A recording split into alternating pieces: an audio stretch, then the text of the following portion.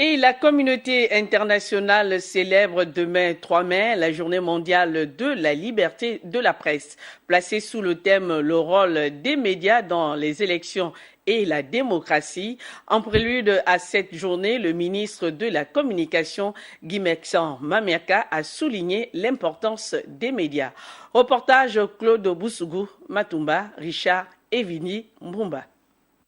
Le Gabon, à l'instar des autres pays du monde, célèbre ce 3 mai 2019 la journée mondiale de la liberté de la presse. Le rôle des médias dans les élections et la démocratie est le thème choisi cette année. Ce thème aborde les défis actuels auxquels les médias sont confrontés lors des élections.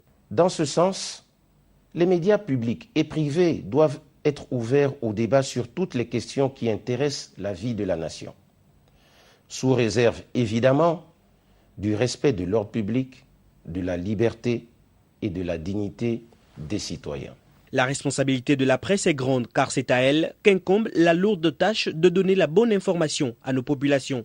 Malheureusement, nous devons souligner qu'une partie d'entre elles se laisse encore trop souvent happer par le tourbillon du sensationnel, voire de la désinformation lors du traitement de certaines informations. Nous avons pu ainsi constater jour après jour les nombreux dérapages dont une partie de notre presse a fait preuve lors du séjour du chef de l'État en Arabie Saoudite et au Maroc pour des raisons médicales. La 26e célébration de la Journée mondiale de la liberté de la presse est donc là l'occasion d'aborder plusieurs problématiques. La problématique relative à la formation des hommes de médias est une question essentielle liée à la qualité de leurs prestations. Il nous faut là y mettre un accent particulier.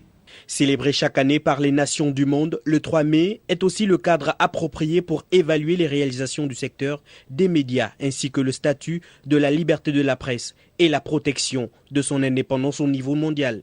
Pour rappel, c'est en 1993 que cette journée a été proclamée par l'Assemblée générale des Nations unies, suivant la recommandation adoptée lors de la 26e session de la Conférence générale de l'UNESCO en 1991.